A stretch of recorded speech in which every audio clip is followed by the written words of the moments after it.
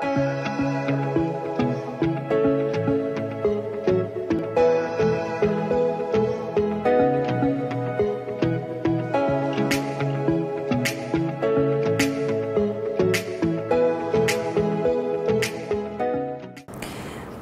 sevgili öğrenciler. Ben Ayhan Diyar Ekrem. Sosyal dersini anlatacağım. Bugün 4. sınıf sosyal dersinde coğrafya bölümünü anlatacağız. Bu ilk dersimiz olacak. İlk olarak coğrafya nedir, nelerle ilgileniyor onu anlatacağım size. Coğrafya, yeryüzünde doğal kaynakları araştıran bilimdir. Bu arada kitaptan takip etmek istiyorsanız sayfa 5'i açabilirsiniz. Baştan söylüyorum. Coğrafya, yeryüzünde doğal kaynakları araştıran bilimdir. Örnek, iklim, deniz, okyanuslar, insani çalışmalar. Bunların üzerine çalışıyor. Burada da gördüğünüz gibi yer küresi var. Coğrafya bilimi genellikle yer kıtanın nelerden oluştuğunu, denizler, okyanuslar, bulunan kara parçaları onlarla ilgileniyor. Ayrıca yeryüzü burada gördüğünüz gibi kara ve sudan oluşuyor. Burada gördüğünüz koyu kısımlar karayı temsil ediyor. Gördüğünüz mavi bölümü ise yeryüzünde bulunan suyu temsil ediyor. Fark ettiğiniz gibi yeryüzünde su oranı kara oranından daha fazladır. Ayrıca yeryüzünde bulunan kara olanına birkaç bölüme yani kıtaya bölünüyor. Bunlar nedir? Asya, Avrupa, Afrika, Kuzey Amerika, Güney Amerika, Antarktika, Kuzey Kutup kıtası. Bunlara bölünüyor. Bir daha tekrar ediyorum. Asya, Avrupa, Afrika, Kuzey Amerika, Güney Amerika, Antarktika, Kuzey Kutup kıtası ya da buz kıtası bölünüyor. Yani 7 bölüme bölünüyor kıtalar. Kıtalar dediği bu gördüğünüz kahverengi görünen bölümlerin kaça bölündüğüyle ilgilidir. Kaça bölünüyordu? Tekrar edelim. 7. Bir daha söylüyorum kıtaların ismini. Asya, Avrupa, Afrika, Kuzey Amerika, Güney Amerika, Antarktika, Kuzey Kutup kıtası. Şimdi gelelim yeryüzünün su kısmına ne deniliyor? Peki onlar nelerdir? Adları nedir? Neleri kapsıyor? Gördüğünüz bu su kısımları, mavi bölümler neleri kapsıyor? Onlar Büyük Okyanus, Atlas Okyanusu, Hint Okyanusu ve Kuzey Okyanus olarak geçiyor. Şimdi gelelim ilk olarak bunları bir ön bilgi verdikten sonra yönlere. Kitapta sayfa 6'yı açabilirsiniz. Orada gördüğünüz gibi böyle bir resim koyulmuş. Şimdi şöyle kuzey, güney, batı, doğu. İki bölgenin arası ise bu tarafta eğer görünüyorsa kuzeydoğu deniliyor. Doğu ve güneyin arasına ise güneydoğu, kuzey ve batı arasına kuzeybatı, güney ve batı ve güney arasına da güneybatı deniliyor. Bir daha tekrar edelim. Kuzey, güney, doğu, batı. Kuzey ve doğu arasına kuzeydoğu, doğu ve güney arasına güneydoğu, kuzey ve batı arasına kuzeybatı, batı ve güney arasına güneybatı deniliyor. Yani şöyle durduğumuz zaman şöyle anlatabilirim. Eğer ki biz bir yerdeysek yönümüzü bulmak istiyorsak sağ tarafımız güneşin doğduğu yöne gelirse doğudur o tarafımız.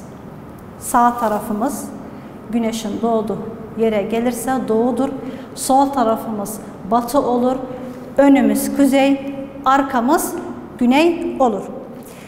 Bu aynı zamanda bir yön bulma şeklidir. Bir yön bulma şekli daha var. O da pusuladır. Belki birçoğunuz duymuşsunuzdur.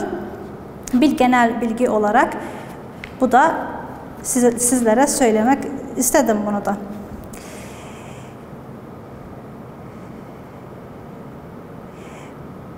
Kürdistan bölgesi ise bizim şu anda yaşadığımız bölgemiz ise nerede bulunuyor? Haritada baktığımız zaman Irak'ın kuzeyinde ve kuzey doğusuna düşer. Şu şekilde bu haritadan size göstermek istiyorum. Eğer görünüyorsa burası Kürdistan bölgesi. Gördüğünüz gibi ne demiştik? Yukarıda kalan kısım kuzey. Buraya düşüyor. Kürdistan bölgesi ayrıca bu tarafı da kapsıyor. Buradan da gördüğümüz gibi bu bölge ne diyorduk? Kuzeydoğu. Yani Kürdistan bölgesi nereye düşüyor? Kuzey ve kuzeydoğu Irak'ın kuzey ve kuzeydoğu bölgesinde yer alıyor. Şimdi gelelim. Ayrıca evde kendinizde eğer yer küreniz varsa, haritanız varsa kendi ülkenizi bulabilirsiniz. Şu şekilde burada gösterebilirim. Mesela burada Irak, burada yer alıyor. Siz de aynı şekilde bulabilirsiniz. Ya da haritanız varsa haritadan bulabilirsiniz. Kendi şehrinize bakabilirsiniz. Nerede yer aldığını. Bu şekilde yönleri de açıklamış olduk. Şimdi gelelim yeryüzüne. Yeryüzü nelerden oluşuyor, neler bulunuyor? İlk olarak neye geleceğiz? Dağlara. Yeryüzü nelerden oluşuyor? Dağlar, platolar, tepe, ovalar, vadi, çöl ve doğal bitkiden oluşuyor. Şimdi gelelim ilk olarak dağları anlatalım. Dağlar yeryüzünde oluşan büyük yüksekliklerdir. Etrafına göre daha fazla yüksektir. Kenarları eğik ve bir ya da birden fazla tepesi var. Buna örnek olarak ne diyeceğiz? Dağlar ve sıra dağlar. Tek bir dağ olarak sıra dağlar nedir? Birçok dağın birleşiminden oluşan dağ topluluğudur. Sıra dağlar birçok dağdan oluşuyor. Dağ ise tek bir dağ olarak düşünebilirsiniz. Peki dağın şekli nasıl olur? Onu şöyle siyahla çizeyim. Bu dağ. Aynı zamanda sıra dağ olduğu zaman nasıl oluyor? Şöyle çizebilirim. Birkaç dağ topluluğundan oluşana sıra dağ diyoruz. Tek bir şeyine de dağ diyoruz. Gördüğünüz gibi dağın şekli nasıldır? Yüksektir. Şu şekilde anlatabilirim. Yüksektir. Kenarları eğiktir. Şimdi gelelim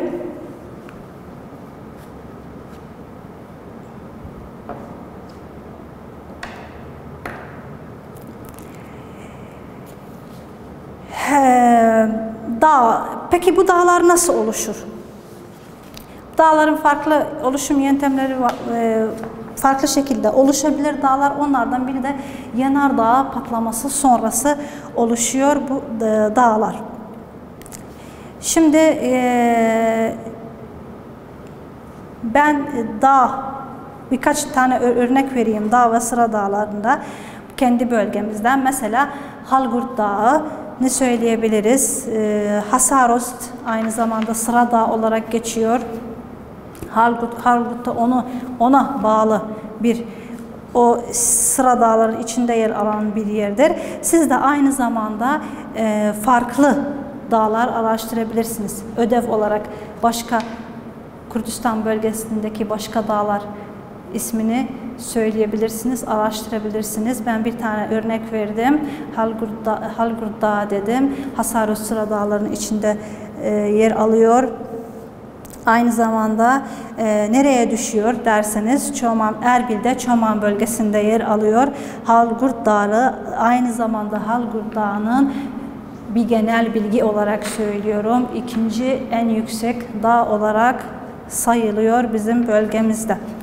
Şimdi gelelim ikinci bölüme, yeryüzünün oluşumlarının ikinci bölümüne nedir? Platolardır. Platolar nedir bakalım? Yeryüzünde oluşan yüksekliklerdir. Yukarısı düz ve tepesi yerle birdir, yani düzdür. Dağ gibi değil. Şimdi dağ gördünüz, nasıl? Bir zirvesi var. Eğik inişi var ve bir zirvesi var. Zirvesi nasıldır? Diktir. Plato öyle değildir. Platon bir yükseklikte yer alıyor ama yeri düzdür. Örnek olarak burada ne verebiliyoruz? Bani platosu, Erbil'de yine Tarin platosu ve Serban platosu, Kerkük platosu ve Musul platosu. Kitapta tepesi yazıyor. Onu düzeltebilirsiniz Plato olarak. Şimdi gelelim Platon'un size için bir nasıl bir şey olduğunu, kitapta da resme de bakabilirsiniz. Kitaptaki resimlere örnek olarak bir yer düşünün. Şurada bir yükseklik var. Burada bir alçak bölüm var. Daha sonra yükseklikte düz bir arazi var. Buna ne deniliyor? Plato. Tamam? Şöyle düşünün. Yükseklikte bulunan düz bir araziyi şu şekilde aslında anlamış oldunuz diye düşünüyorum. Belirli bir alçaklık var.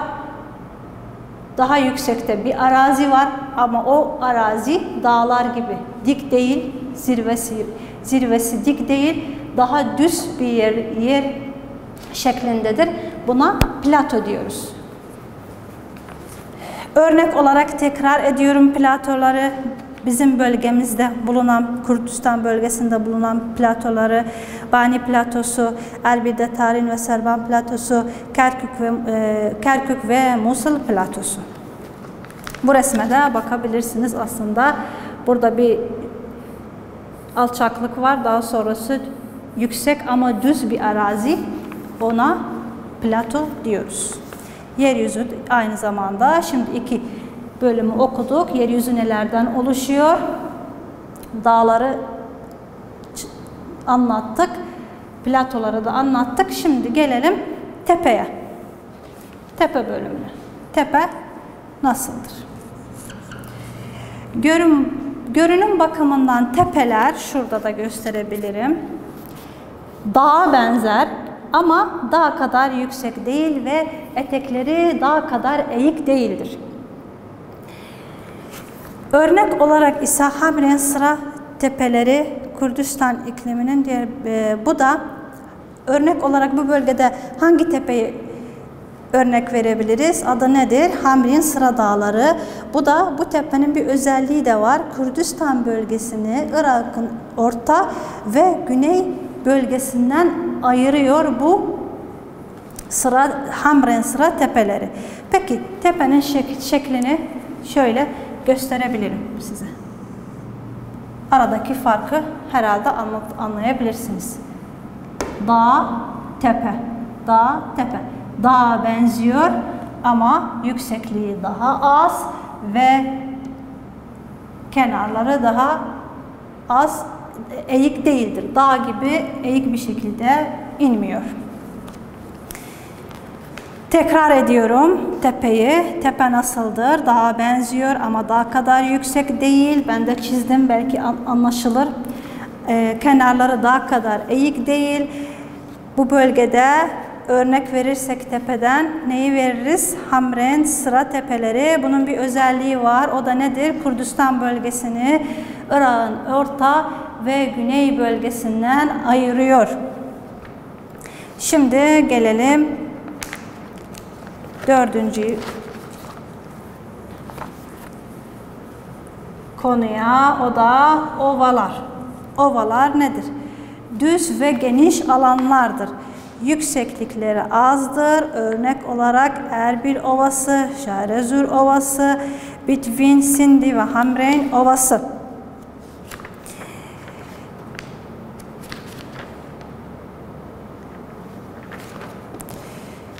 Şu resimle gördüğünüz gibi Bu bir ova resmidir. Umarım görünüyordur. Şurada da aynı. Aynı zamanda ovalar verimli topraklardır. Hayvancılık, yerleşim içinde elverişli yerlerdir, topraklardır. Ayrıca ziraat üretimi içinde kullanılabiliyor. Şimdi tekrar edeyim size ovaları bir daha. Resminde göstereyim. Ova nasıldır? Düz ve geniş alanlardır. Yükseklikleri azdır. Beraber söyleyelim. Siz de benimle beraber söyleyelim. Burada bulunan ovaların ismi nedir? Erbil Ovası, Şehrazur Ovası, Bitvin Ovası, Sindi ve Hamreyn Ovası. Ayrıca siz de araştırabilirsiniz. Bir ödev olarak başka hangi ovalar bulunuyor bizim bölgemizde? Onları söyleyebilirsiniz. Şimdi ayrıca ovaların özelliği neydi? Onu unutmayalım. Nedir? Bu topraklar nasıldır? Verimlidir ve hayvancılık, ziraat ve yerleşim için elverişli topraklardır, yerlerdir. Şimdi gelelim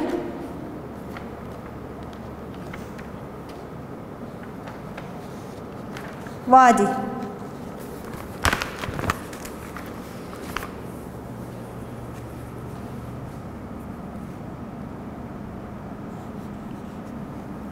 Vadi bölümüne. Vadi nasıldır? Onu da çizelim. Genel olarak size anlatmak için. Şuraya yapalım. 2 yükseklik bulunuyor. 2 dağ ya da 2 yüksek olan bölge, onun arasına düşen yere, 2 yüksekliğin arasında bulunan ya da 2 dağın arasında bulunan yere ne diyoruz? Buna vadi denir. 2 yüksekliğin arasında ya da 2 dağın arasında bulunan bölgedir. Dikkatli olun. Bu resimde de bakabilirsiniz. Dikkatli bir şekilde bakın. Şurasına ne diyoruz? Vadi. Görüyorsunuz. Burada bir yükseklik var. Bu tarafta da ikisinin arasındaki geçen bölgeye ya da dar alana da ne diyoruz? Vadi diyoruz. Burada da görüyorsunuz vadiye kurulmuş bir köy resmi. Sayfa 12 bu arada takip etmek isterseniz. Bu şekilde vadiyi de anlatmış olduk. Şimdi gelelim çöle. Çöl kuru bir bölgeden oluşuyor ve çölde yaşam şartları kolay değildir. Az yağış yağar ve sıcak, rüzgarlı ve güneşli bir bölgedir, yerdir. Kumdan oluşur. Bir daha tekrar ediyorum. Çöl nasıldır? Kuru bir bölgeden oluşuyor. Çölde yaşamak şartları kolay değildir. Çünkü sıcaktır, güneşlidir. Ayrıca rüzgarı var. Kumdan oluşur. Ve içinde yetişen bitkiler çok azdır diyebiliriz. Şimdi ödev olarak Kürdistan bölgesinde bulunan çöl var mı? Eğer varsa onu söyleyin. Eğer yoksa Irak'ta bulunan bir çölün ismini söyleyin.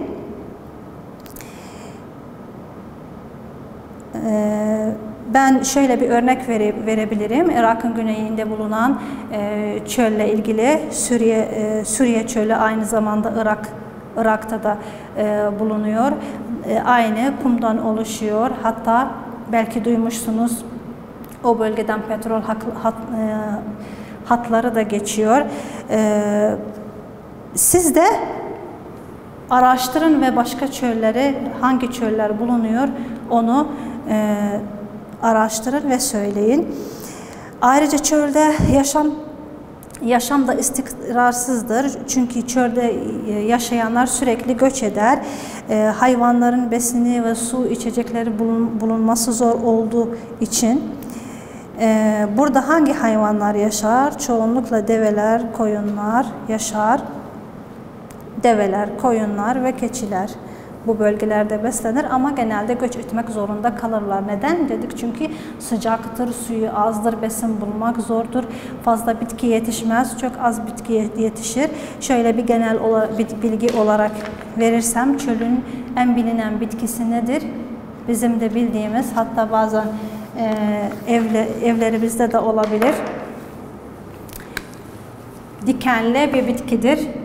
Bilmiyorum, var mı bileniniz? Şöyle. Dikenli. Çok dikeni olan, ismini biliyor musunuz? Bilenleriniz vardır mutlaka içinde. Onun da adı nedir? Kaktüs. Kaktüs bitkisi de aslında bir sahra, yani çöl bitkisidir. Dediğim gibi siz de başka sahraların, ben Irak'tan örnek verdim, Suriye sahrası diye. Siz de araştırın ve başka sahralar var mı Kürdistan bölgesinde ya da Irak bölgesinde araştırabilirsiniz. Genel olarak bilgi sahibi olabilirsiniz. Şimdi gelelim yeryüzünde bulunan doğal bitkiler. Doğal bitkiler nelerdir?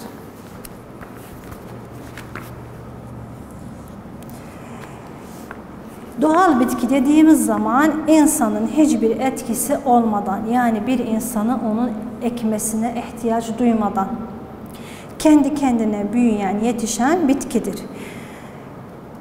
Bir daha tekrar ediyorum, kitaptaki şekliyle insanın hiçbir etkisi olmadan ve kendiliğinden büyüyen bitkilere doğal bitki denir. Hava durumu, toprak çeşidi doğal bitkinin yetişmesi için önemli bir nedendir.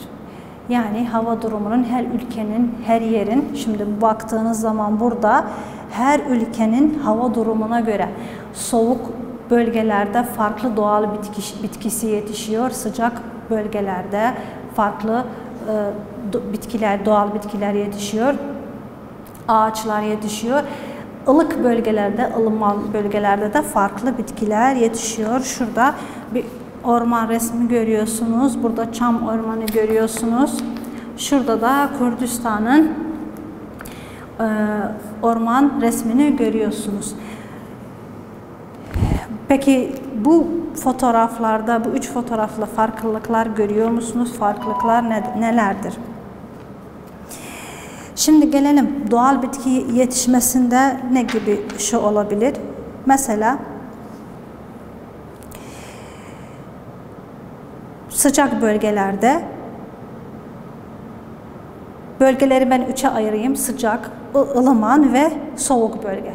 Bu üçünde yetişen doğal bitkileri farklıdır. Sıcak iklimde farklı bitkiler yetişir. Ilımanda farklı bitkiler, soğuk iklimde ise farklı bitkiler yetişir. Örnek olarak soğuk bazı yerlerde çam ağacı yetişirken farklı yerlerde farklı şeyler yetişebilir. Çok soğuk bölgelerde ormanlarında yosunlar bulunabilir. Bu şekilde düşünebilirsiniz. Siz de aynı zamanda kendiniz de araştırabilirsiniz. Bu 3 fotoğrafa bakıp arasında nasıl bir farklar var onu da düşünebilirsiniz. Şöyle kısaca size anlattım. Her bölgenin farklı doğal bitkisi var. Şimdi gelelim bakalım doğal bitkinin faydalarına nelerdir? Sayfa 16. Siz de açabilirsiniz. Ne olur? Doğal bitki ne yapar? Çevreyi çevre kirliliğinden korur. Temiz hava bize verir. Ayrıca ikinci olarak ne yapar? Yaz günlerinde sıcaklık derecesini korur. Bu bizim gördüğünüz ormanların, neden ormanlarımızı korumalıyız? Çünkü bize çok faydası var. Sıcaklık derecesini düşürüyor, hava kirliliğini engelliyor. O yüzden ne yapacağız? Ormanlarımıza sahip çıkacağız, dikkat edeceğiz. Üçüncü olarak arazileri aşınmadan korur. Dördüncü olarak çevreyi güzelleştirir. Değil mi? Birçoğumuzun evinde bahçesi ya da en azından balkonda saksıları bulunuyor. Neden? Çünkü bir güzellik veriyor evimize. Beşinci olarak yeşillik alanını genişletir. 6. olarak gölgeli yer sağlar. Gezmek, tatil ve turizm için. Birçoğumuz gittiğimizde piknikte ne yapıyoruz? Ağaç bulmak istiyoruz. Neden? Çünkü gölgesinde oturmak istiyoruz. 7. olarak ekonomik faydası var. Aynı zamanda bir ekonomik faydası var. Farklı ağaçlardan, farklı bitkilerden, farklı ürünler, hatta ilaçlar bile üretiliyor. 8. olarak tıbbi faydası var. İlaç üretiminde. Burada da aynısından bahsediyor. Tıp sektöründe de ilaç üretmek için kullanılıyor bitkiler. O yüzden çok dikkat edeceğiz ve doğayı koruyacağız.